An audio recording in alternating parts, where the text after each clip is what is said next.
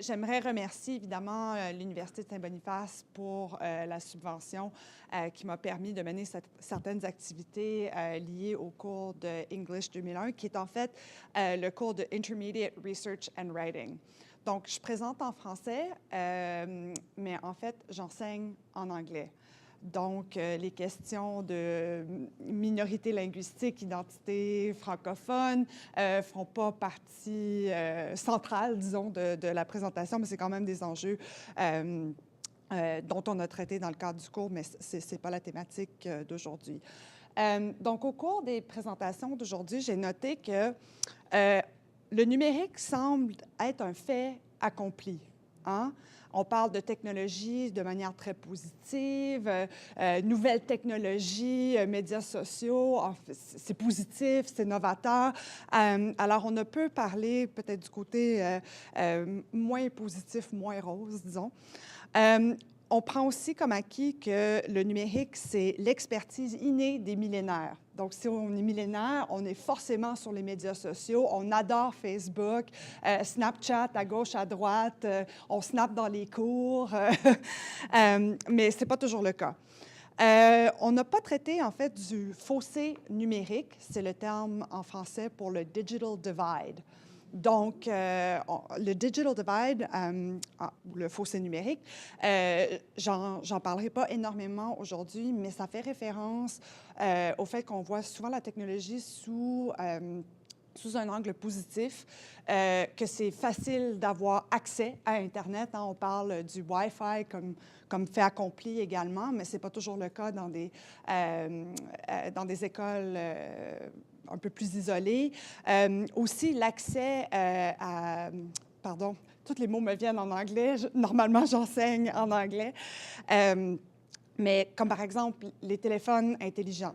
On pense que tout le monde en a un, mais en fait, il y a plusieurs de nos étudiants qui ne peuvent pas se le permettre, qui se sentent obligés d'en acheter pour faire partie de groupes sociaux, pour être en mesure de mener leurs études. Mais c'est un coût assez significatif et je ne pense pas qu'on en parle assez fréquemment lorsqu'on parle de technologie.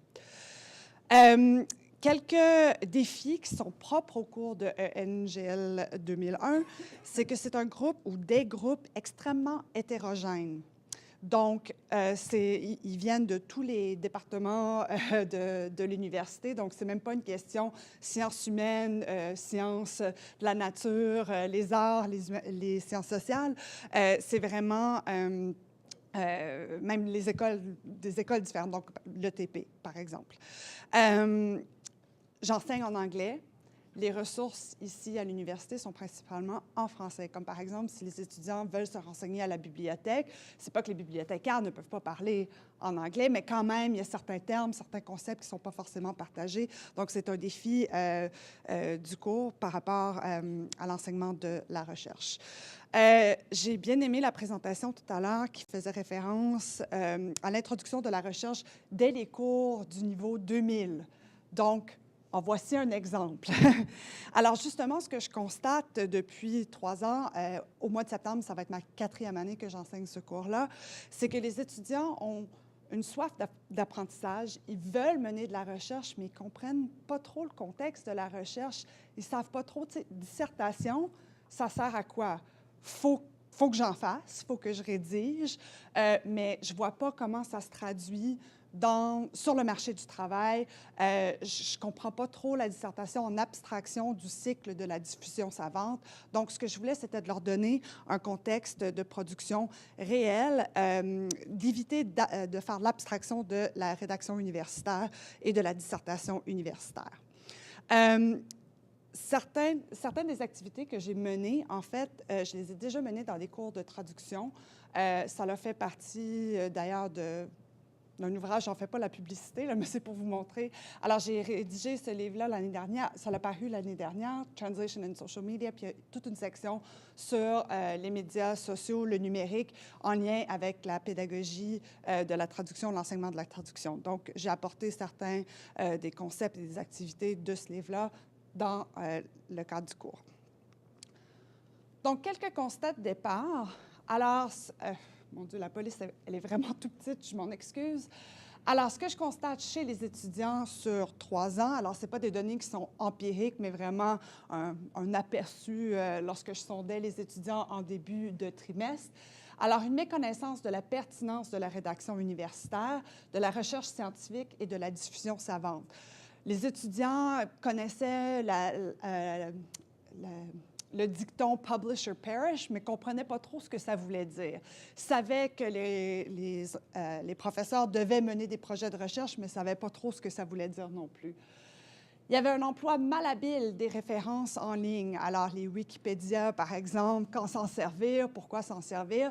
Souvent, les étudiants se sont fait dire de ne pas s'en servir. Donc, c'était à proscrire, mais écoute, on ne se le cachera pas, on s'en sert tous de Wikipédia.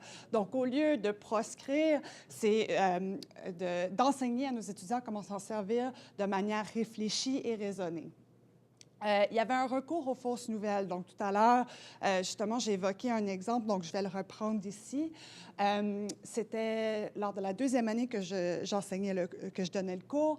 Un étudiant, on parlait du musée des droits de la personne, et il y a un étudiant qui a dit « Ouais, mais c'est ça, ce musée-là, ça ne sert à rien, pourquoi qu'on a ça? J'ai vu sur Facebook que blablabla. » Et là, alors, c'était un exemple de fausse nouvelle, mais l'étudiant avait pris ça comme une recherche sérieuse, comme un propos sérieux, parce que ça avait les allures, en fait, d'une recherche convaincante. Mais bon. Donc, il y a non seulement le recours aux fausses nouvelles pour fonder des projets de recherche, mais il y avait aussi une inhabileté à déceler les fausses nouvelles. Alors, on s'en sert, mais on ne sait même pas comment les... Alors, les deux font la paire. Il y a aussi un manque de réflexion critique à propos des médias sociaux. Donc, oui, les étudiants s'en servent, mais ne comprennent pas toujours la portée des gestes en ligne, ne savent pas toujours comment gérer leurs données, ne pensent pas à ce qui peut se produire à l'avenir, ne réfléchissent pas, par exemple, aux enjeux commerciaux qui sont liés avec les plateformes sociales, etc. Et en fait, je parle ici des médias sociaux, mais le web en général, hein. Alors, je donne un exemple. Quand on fait une recherche Google, les données qui apparaissent en premier, ça vient d'où, le savez-vous? Comment on choisit? Alors, il y a la question de la publicité. Si on paye, évidemment, on va être placé en chef de file. Mais il y a aussi le référencement. On en a parlé tout à l'heure avec une autre des présentations. Alors, la manière que les sites Web sont rédigés font que le classement va changer selon les mots de la recherche. Alors, si on ne le sait pas, on pense que ce qu'il y a en premier, c'est ce qu'il y a de mieux, mais ce n'est pas forcément le cas. Donc, médias sociaux et le web, donc Google en exemple. Il y a aussi un manque de compétences en informatique. Donc, justement, comment se servir d'opérateurs de recherche, quels sont les bons moteurs de recherche pour mener certains projets. Un manque de compétences rédactionnelles. Donc, là, on parle ici de rédaction en anglais. Donc, souvent, la tendance était qu'on prend les règles de la dissertation en français et on les applique à l'anglais. Or, ce n'est pas tout à fait la même chose. Manque de compétences méthodologiques. Comment je fais? Je suis à la bibliothèque, je tourne en rond. Ah, attends un peu, je me suis rendue à la bibliothèque, une bibliothèque physique, je ne savais même pas, je pensais que c'était outil découverte. Peut-être que vous trouvez ça drôle de penser qu'il y a des étudiants qui ne savent même pas qu'on a une bibliothèque, mais ceux qui sont en première année et qui n'ont pas eu de formation en recherche et qui se retrouvent dans le cours ENGL 2001, c'est leur réalité. Donc, sensibilisation que oui, nous avons une bibliothèque sur les lieux et oui, vous pouvez y aller. Donc, voilà. Alors, ça, c'est quelques constats de départ. Alors, ce que je voulais, c'était de reconcevoir la structure du cours ENGL 2001 pour répondre à tous ces besoins. Le projet se veut justement une manière holistique d'enseigner à tous ces constats. Donc, les compétences directement liées au cours, en rédaction et en recherche, évidemment, mais aussi d'enseigner l'habileté numérique. C'est ce qu'on appelle en anglais le digital literacy. Donc, l'emploi critique de médias sociaux et d'outils technologiques et numériques. La pensée critique au sens large, comme on l'a défini tout à l'heure dans plusieurs des présentations, de sensibiliser les étudiants au cycle de la recherche et de la diffusion savante. Donc, pas juste la dissertation ou l'article dans un périodique savant, mais vraiment partir d'une idée, de développer une problématique, et ainsi de suite. Je vais vous montrer, j'ai une petite image justement du cycle. De leur enseigner un métalangage approprié. Donc, justement, on ne parlera pas de crapshoots ou de les autres termes choyés de tout à l'heure. On va essayer de se servir d'un métalangage approprié, de sorte que lorsqu'on parle de notre recherche, on peut le faire avec fierté et avec professionnalisme. En continu, la rétroaction et la formation par les pairs. Alors, justement, on parle toujours du peer review, souvent avec un peu de sueur. Mais dans ce contexte-ci, je voulais inviter les étudiants à faire de la rétroaction par les pairs au cours du cycle de diffusion savante. Ensuite, je voulais qu'ils traduisent leur dissertation ou leur article en communication orale, justement pour répondre à l'idée du transfert des connaissances.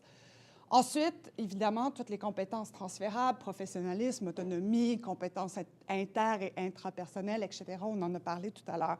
Donc, finalement, je pense que ça rejoint l'espèce de gabarit des compétences du 21e siècle dont il a été question plus tôt. Donc, les aspects novateurs du projet. Alors, non, je n'ai pas de visite muséale sexy. Non, je n'ai pas d'outils où on voit des bulles bouger. C'est un peu plus traditionnel, mais c'est quand même novateur dans le sens que souvent, on enseigne la rédaction universitaire comme la dissertation, la rédaction, that's it. Alors là, c'était vraiment une mise en contexte du début jusqu'à la fin. Ensuite, intégrer la rétroaction par les pairs au cours des activités. Et là, c'était vraiment dans la forme de peer review.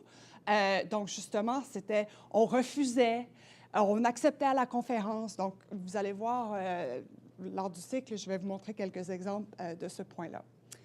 Il y a aussi la conciliation disciplinaire, donc inter- et multidisciplinarité. Ici, tout ce qui est rédactionnel et recherche, mais aussi l'habileté numérique. L'intégration des médias sociaux. Alors ici, Wikipédia n'était pas à proscrire, mais bien, il fallait s'en servir de manière réfléchie dans le processus de recherche.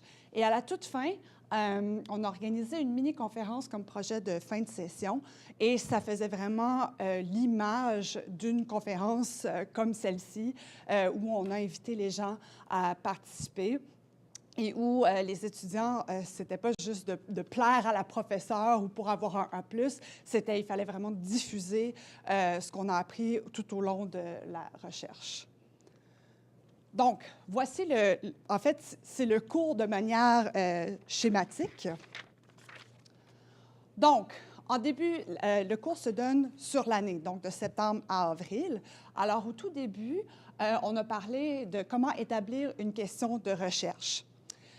Partout où vous voyez ces espèces de lignes-là, c'est là où il y a eu de la rétroaction par les pairs. Alors, c'était vraiment à toutes les étapes de la recherche. Donc, établir une question de recherche. Ensuite, on a parlé de recherche documentaire. Ensuite, formulation de la problématique et des hypothèses de recherche, analyse de données, rédaction, transfert des connaissances, transformer la dissertation en présentation, et ensuite la mini-conférence ouverte au public. Et l'idée était non seulement de se servir des médias sociaux et de différentes technologies, mais en fait, c'est devenu, donc non seulement comme appui et comme outil, mais c'était l'objet de la recherche. Donc, je leur ai donné comme topo les médias sociaux et la technologie. Allez-y, trouvez un sujet et passez par le cycle. Alors, voici les compétences qui sont liées, en fait, aux différentes activités. Alors, curiosité, choisissez un sujet. Si je ne vous donne pas un sujet spécifique, vous devez avoir une certaine curiosité intellectuelle et aller vous renseigner.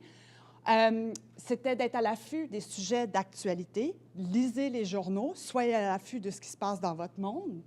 Une réflexion critique par rapport à ce qui se passe dans votre monde, évidemment. On a parlé pour la recherche documentaire d'outils traditionnels, d'outils numériques. Est-ce qu'on se sert de l'un, de l'autre, les deux? Comment on peut se servir des deux? Ensuite, réflexion critique, rédaction, analyse communicationnelle. En fait, c'est toutes les compétences qui sont normalement liées à ce genre de cours. Ensuite, l'intégration de la rétroaction par les pairs et le prof, comment intégrer les commentaires et la rétroaction, de sorte que l'article, au final, enchérit, pardon. Ensuite, gestion de projet, évidemment. Par la suite, c'était de déterminer les points saillants de l'article pour en faire une communication orale plus succincte. Professionnalisme, bien sûr. Et ensuite, l'organisation de la mini-conférence, ce n'était pas juste moi qui organisais. En fait, c'était les étudiants qui ont mis à point le programme. On a choisi le titre de la conférence ensemble. Donc, il y avait tout l'aspect de l'organisation d'une mini-conférence. On le sait, c'est beaucoup d'efforts, beaucoup de planification. Donc, c'est les étudiants qui en ont assumé une certaine partie. Bien sûr, la rétroaction par les pairs à la suite de la mini-conférence. D'ailleurs, quelques personnes dans la salle aujourd'hui ont assisté à la mini-conférence. Donc, ça, c'était très bien. Les étudiants ont senti justement que les gens étaient intéressés et même s'ils étaient un peu nerveux au moment de livrer la marchandise, comme on dit, ils ont bien aimé d'avoir un public différent que la prof qui est toujours devant ou à côté d'eux. Donc, les sujets traités par les étudiants, il y avait 5 étudiantes dans le cours, donc 5 sujets. Mais vous allez voir, c'est très varié. Puis ce qui est intéressant, c'est que les étudiantes, c'était toutes des étudiantes, sont allées vers des sujets qui étaient au croisement de leur discipline. Donc, par exemple, la traduction, la biologie, l'éducation, le service social. Et c'est ça, au croisement de ces divers sujets et des médias sociaux et des nouvelles technologies. Donc, les médias sociaux et la santé mentale, c'était un des projets. Les nouvelles technologies au service de la santé, les avantages et les enjeux. Présentation super intéressante qui parlait justement de la livraison de dons sanguins par toutes sortes de méthodes très, très intéressantes. Les médias sociaux en affaires, donc les stratégies, en fait, ça rejoint parfaitement la présentation de ce matin. On parlait de différentes stratégies de marketing. Les médias sociaux et les relations amoureuses, présentation très intéressante et insolite à bien des égards. Donc, on parlait des différentes plateformes et l'impact que ça avait sur les jeunes et les relations amoureuses. Donc, l'étudiante qui a présenté cette présentation-là, elle disait que même si elle ne se servait pas de ces plateformes-là, elle avait une meilleure connaissance de ce qui se passait, de ce qui pouvait se passer et de l'impact que ça avait sur la société. Et ensuite, les nouvelles technologies numériques et l'éducation. Alors, les réussites du projet. Maintenant, il y a une familiarité quant à la diffusion savante. C'est plus la dissertation en abstraction. C'est « Ah, je comprends, il y a tout un cycle de diffusion savante. Ça me motive justement à rédiger un article. » Maîtrise de diverses méthodes en matière de recherche, habileté à déceler les fausses nouvelles, habileté numérique en classe, mais surtout au quotidien. C'est « Ah, là, peut-être que je vais mettre mes divers comptes Facebook, Snapchat, je ne sais pas quoi, en privé. Ah, peut-être que je ne diffuserai pas autant de photos. Ah, si je vois quelque chose sur Facebook, ce n'est pas forcément vrai. » Donc, moi, j'étais contente de voir l'habileté en classe, évidemment, mais c'est de savoir que ça va se transposer au quotidien. Création d'une mini-bibliothèque. Alors, en fait, c'était surtout pour ce point-ci que je me suis servi des fonds. Donc, je suis allée acheter plusieurs petits livres qui traitaient de différents enjeux sur les médias sociaux et les nouvelles technologies. Donc, cette mini-bibliothèque était à disposition pour les étudiantes. Donc, je voulais les encourager à consulter du traditionnel, mais c'était aussi parce qu'on parlait justement de comment repérer des sources qui étaient validées. Donc, c'était le but de la mini-bibliothèque. D'ailleurs, si quelqu'un veut se servir de ces références-là, c'est à disposition. Malheureusement, la majorité des ouvrages sont en anglais par la force des choses. Ensuite, amélioration des compétences rédactionnelles. Il y avait un intérêt, donc c'était plus facile de faire passer la grammaire et la syntaxe. Meilleure connaissance des outils numériques en lien avec la recherche. Alors, l'outil de découverte n'est plus un mystère dans le cours de NGL 2001. Et si vous avez mes étudiants et qui vous disent « on ne connaît pas », c'est faux, on en a parlé. Réflexion critique, discussion critique des médias sociaux et des nouvelles technologies. Donc, on a eu plusieurs débats et ce que je vois, c'est que ces débats-là ont mené à des habiletés critiques très, très riches et très approfondies. Gestion du temps et du projet, je suis ravie. C'est la première année depuis que j'enseigne ce cours qu'il n'y a eu aucun retard dans la remise des travaux. Alors, cette idée du cycle de la diffusion savante, qu'il faut que les étudiants remettent leur projet, alors ça a été vraiment une grande réussite. Rétroaction par les pairs, participation à 100 %, génial.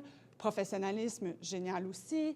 Tout le monde est arrivé à la conférence bien habillé, bien présenté, mais aussi ont très bien communiqué leur présentation. Brièvement, les points améliorés. Une collaboration plus étroite avec le comité d'éthique.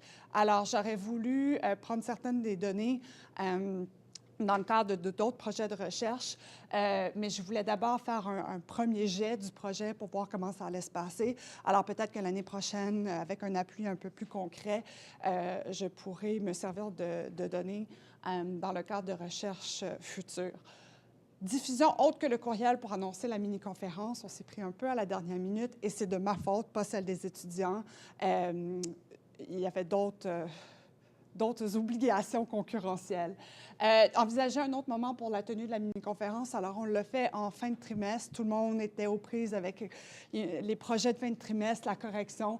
Donc, peut-être si je pouvais devancer et le faire au mois de novembre, peut-être en lien avec la journée de porte ouverte, ça pourrait être intéressant.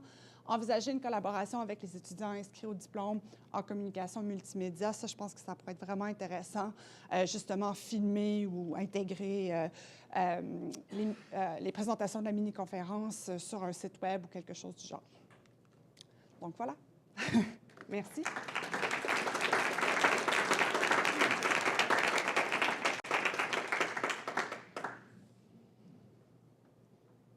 Oui.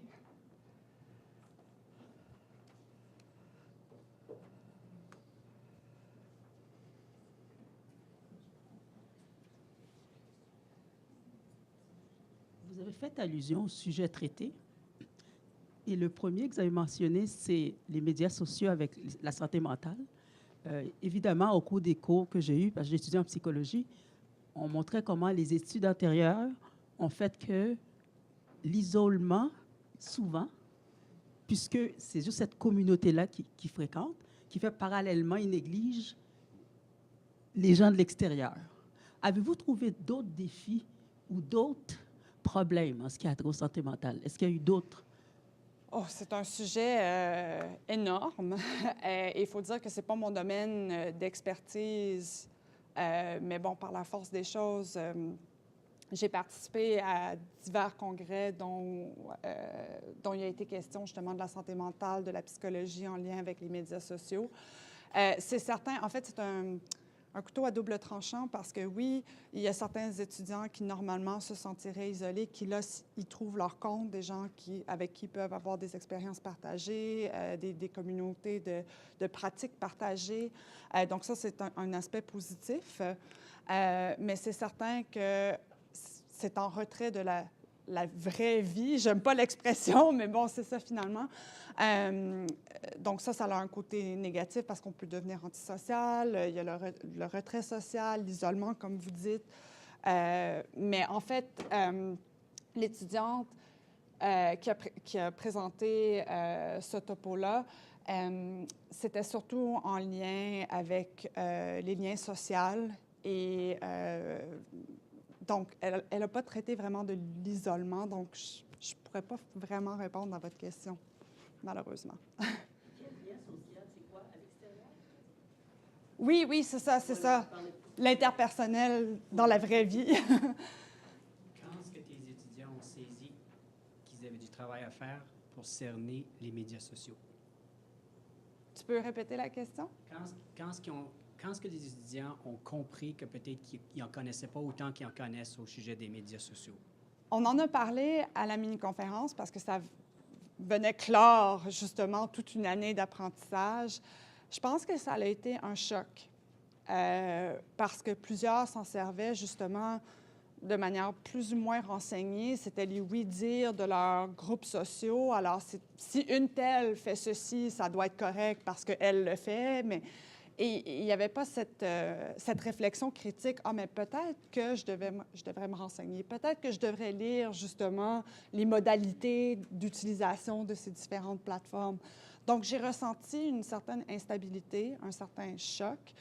Je ne peux pas en parler de manière empirique. Je n'ai pas de données pour appuyer l'impression. Mais il y en a 2, 3 qui m'ont dit « Je ne suis plus sur Facebook. J'ai supprimé mon compte Snapchat. » Et l'idée n'était pas de leur dire de se retirer de ces différentes plateformes-là, mais c'était justement d'être habilité à faire des choix et de savoir pourquoi ils faisaient ces choix-là. Vous restez sur Facebook, d'accord, mais vous le faites en connaissance de cause. Donc...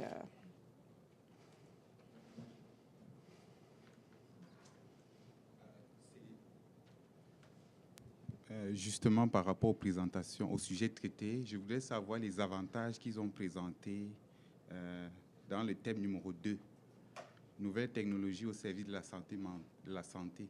Avantages et enjeux. C'était quoi les avantages, par exemple? Alors, un des avantages, c'était de créer une base de données avec tous les dossiers de patients et que ce soit des dossiers numérisés, de sorte que ces dossiers-là pouvaient circuler d'un spécialiste à un autre et que toutes les données soient consolidées en un même endroit. Et justement, d'éviter d'avoir toute la paperasse. Donc, une meilleure gestion, justement, du profil du patient et de son dossier médical. C'est d'ailleurs ce qu'on voit dans d'autres provinces canadiennes, mais ce n'est pas le cas ici au Manitoba. On notera d'ailleurs que notre carte médicale est encore en papier. Donc, on n'est pas encore justement à l'ère du numérique pour les dossiers de patients, mais ça, c'était un des grands avantages justement de l'ère du numérique.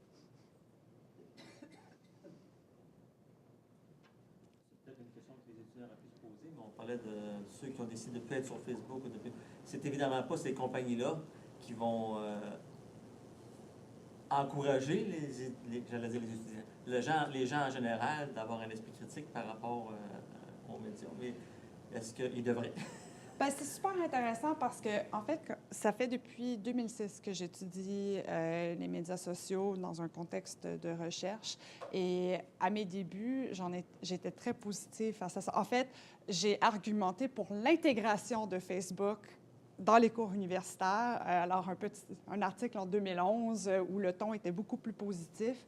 Même que, je veux dire, de 2015, lorsque j'ai commencé à rédiger ce livre-là, jusqu'à 2017, lorsqu'il est paru. Pas que j'ai changé de perspective radicalement, mais j'ai certaines appréhensions parce qu'il y a des nouvelles données. Alors, on l'a vu avec Zuckerberg, justement, il y a quelques semaines, où le public, maintenant, s'interroge et, justement, veut avoir certaines réponses face à certains événements. Donc, je pense qu'il y a une conscientisation des divers acteurs par rapport à ces plateformes-là. Je pense qu'ils n'auront pas le choix. Ils ne le voudront peut-être pas, évidemment, pour des raisons commerciales, mais le public va l'exiger. En tout cas, c'est mon impression. Et ça a pris un incident comme ça pour... Absolument. Et ce qui est dommage, je dirais, c'est que c'est ce qui s'est passé avec Trump en l'élection américaine en 2016, en fait, qui a commencé la boule de neige, si on veut. Mais il y a tellement de petits exemples de problèmes. Par exemple, il y a une plateforme Strava, qui est une plateforme pour les athlètes. Une espèce de Facebook pour les joggeurs, les cyclistes. Et puis, et moi, je m'en sers au quotidien. On peut télécharger, justement, notre route. Donc, si on fait le même parcours à tous les jours, on peut le téléverser et puis ça nous donne nos données de journée. Est-ce qu'on s'améliore? Est-ce qu'on est plus vite? Qui d'autre est sur la même piste? Mais pour les femmes, surtout qui s'entraînent seules, ça présentait un risque assez énorme parce que là, et pas juste les femmes, mais en tout cas, l'article que j'ai lu, ça portait principalement sur les femmes, mais n'importe qui aurait un certain malaise face à être tout seul, ou en tout cas, ça invitait toutes sortes de regards, disons, un peu suspects. Et il y a un groupe de femmes qui s'est plaint auprès de Strava pour dire, écoutez, on veut des paramètres de sécurité, de confidentialité un peu plus rigoureux et plus faciles à manipuler ou à régler. Strava a dit non, non, non, non, tu sais, oui, la sécurité, mais sachez que c'est très sécure, on n'a pas vraiment de cas problématiques, donc les femmes, taisez-vous. C'est à peu près la réaction, sérieux, c'était à peu près la réaction de Strava. Ça s'est passé, je pense, en 2016, en tout cas, sous toute réserve. Ce qui a motivé Strava à changer ses réglages de confidentialité et sécurité, c'était que les joggers sur les bases militaires mettaient en relief où se trouvaient les lieux, le mot m'échappe, là. Oui, c'est ça, c'est exactement les lieux secrets de bases militaires ou d'opérations militaires, parce qu'en fait, c'est avec le geolocation. Alors, les gens téléversaient leur jogging matinal autour de la base militaire, et là, soudainement, sur Strava, on avait toutes ces données-là.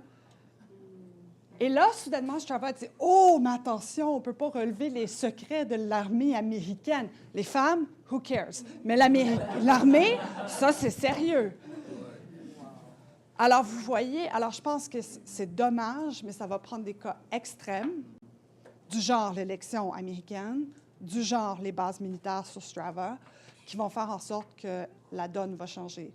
Parce que là, c'est d'autres entreprises, d'autres institutions, comme l'armée, qui sont les victimes. Donc, ça change la donne complètement. Oui, mais c'est ça. Revenons voir les deux dernières questions. Louis Saint-Cyr et Peter Dorrington. Allô, merci. Félicitations d'utiliser le gabarit du 200e. Je te félicite. Je me doutais bien qu'il y allait y avoir des parties intéressées. Bravo de l'utiliser. Écoute, quand tu dis que ton opinion change par rapport justement à l'intégration ou non dans ta salle de classe, est-ce que tu vois une dénaturisation justement de ces médias sociaux-là, comme Facebook par exemple, tu en parles, mais moi j'observe, je me demande si Facebook sera même encore là dans 5 ans. Je trouve qu'il se prostitue à la limite, s'adapte, pas nécessairement pour les bonnes raisons. Oui, oui. Alors, tu fais-tu c'est pas clair ma question? Non, là, non, non, mais je pense comprendre. Alors, en 2006, ma mentor, avec qui j'ai travaillé pendant de nombreuses années, qui est aussi chercheur à l'Université d'Ottawa, m'a dit « René, tu n'étudies pas Facebook, il n'y en a pas question. Dans 2 ans, il n'y a pas personne qui va parler de ça. Ça ne changera pas le monde. C'est un sujet nul. Ça va tirer à terre ta carrière. » Donc, je ne pense pas qu'on peut dire dans 2 ans, dans 5 ans, ça ne sera plus là. Parce que même si ce n'est plus là, l'impact est là quand même. Ça a changé la communication, ça a changé les relations sociales. Donc, l'impact est suffisamment majeur que je crois que, si on regarde historiquement, Facebook sera toujours là. Mais je pense qu'il va y avoir un moment où ça va faire comme MySpace, comme ICQ, pour les gens dans la salle qui sont assez âgés pour s'en rappeler, où, oui, la plateforme va changer, mais ça va être quelque chose d'autre. Ça va être une autre métamorphose et d'autres questions. Mais ça va être une évolution des enjeux qu'on voit aujourd'hui. Mais je ne sais pas ce que... Et oui, je pense que Facebook, en fait, est très habile à l'adaptation. Donc, je n'ai pas de doute qu'on pourrait dire, oui, il faut que ça change, oui, il faut que ça soit... Zuckerberg est futé, et son équipe. Donc, est-ce que ça répond... Bien, ça, en tout cas, oui et non, là, mais j'imagine que c'est plus dans le domaine du propos, parce que je vois l'évolution de Facebook, puis c'est rendu une méga industrie, évidemment, c'est money-driven. Alors, tu sais, c'est ça, Facebook s'est adapté, continue à s'adapter, mais combien de temps pourra-t-il le faire? C'est là où je me questionne. Oui. Ben, en fait, je pense que c'est en faisant... Oui. Mais en fait, c'est l'acquisition de nouvelles plateformes. Hein. Facebook s'est rendu compte que, justement, les millénaires et les plus jeunes ne veulent rien savoir de Facebook. C'est là où se trouvent leurs parents. Donc, ils ont migré ailleurs. Et Facebook est allé acheter Instagram. Alors, ça va être comme ça, je pense, que Facebook... C'est que Facebook, la plateforme, va rester, mais en fait, ça va être en filigrane. Elle va être ailleurs. J'ai les deux. Je suis préparé pour le futur. Peter. Imposez-vous. Allez-y, dernière question. Merci René. C'était quelle belle approche pédagogique pour enseigner la rédaction universitaire. Je trouve ça très intéressant. Je m'en veux de ne pas y avoir pensé moi-même, mais parce que, en fait, ce que tu leur montres, c'est le métier du prof, le métier de professeur. Pourrais-tu juste nous parler un petit peu plus? Est-ce que, je pense que tu l'as dit en passant, je pense qu'ils comprennent mieux, selon toi, le travail de professeur? Est-ce qu'ils ont une meilleure compréhension ou appréciation de ce que ça veut dire? Et dernière question, est-ce que en donnant le cours de cette façon, est-ce que ça t'a permis d'identifier de futurs professeurs? Excellente. Pluriel, question plurielle. Il y a un livre qui a été rédigé, là, le nom de l'auteur m'échappe, mais c'est Campus Confidential. Et il y a 2 éditions. Donc, l'édition la plus récente, je vous la recommande. Et c'est un livre que j'ai lu à la fin de mon bac. Et je me suis dit, mais si j'avais lu ce livre-là au début de mon bac, mais j'aurais tellement plus compris la machine universitaire. Et j'aurais donc mieux compris mes profs. Tu sais, comme, comment ça se fait qu'ils ne corrigent pas mes travaux la semaine prochaine? Mais ils ont des fins de semaine qui corrigent, tu sais. Qu'est-ce qu'ils font à voyager la planète? Je ne leur paye pas pour aller à des conférences. C'est quoi cette affaire-là? Donc, le livre Campus Confidential est divisé en 2 parties. La première partie porte, en fait, c'est à travers les yeux de l'étudiant et ensuite à travers des yeux de la machine, mais pas au sens négatif forcément, mais de la machine universitaire. Et puis, en fait, c'était un dialogue entre étudiants et profs pour mieux se comprendre. Je vous le recommande, c'est vraiment, je ne sais pas si ça a été traduit, mais Campus Confidential. Ken Coates, C-O-A-T-E-S, l'auteur. Et puis, ce livre-là m'a beaucoup marqué et en fait, depuis que je l'ai lu dans mon enseignement, j'essaie de sensibiliser les étudiants à justement ce que c'est d'être prof. Donc, même si ça n'a pas été un objectif explicite de mon projet, implicitement, absolument. C'est drôle parce qu'au cours, en fait, pendant le trimestre d'automne, j'étais en train de rédiger une demande de subvention auprès du CRSH. Pour ceux et celles qui ont eu le malheur, je veux dire le bonheur de rédiger ce genre de demande, vous savez les efforts que ça demande, c'est énormément de travail. Et on ne dort pas beaucoup au mois d'octobre, septembre-octobre. Alors, j'en ai parlé avec mes étudiants parce qu'en fait, c'est les contribuables qui payent pour contribuent vers ces subventions-là. Et ça fait partie de la diffusion savante, hein, d'obtenir des subventions. Donc, les étudiantes, les profs, vous faites du travail les week-ends. Les conférences, c'est un perfectionnement professionnel. Donc, oui, absolument, il y a eu une sensibilisation. Et je pense que ça a stimulé et motivé certaines des étudiantes à considérer une carrière en recherche. Et pas forcément comme prof, mais à même une entreprise, justement, d'être des intrapreneurs et d'avoir des idées novatrices et de savoir comment les présenter, comment argumenter en faveur de ce que ça pourrait contribuer en entreprise. Donc, est-ce que j'ai identifié des nouvelles professeurs? Pas forcément, mais de ce groupe-là, j'ai maintenant une assistante de recherche. Donc, je pense que la réponse, c'est oui. Alors, merci René. Merci à vous.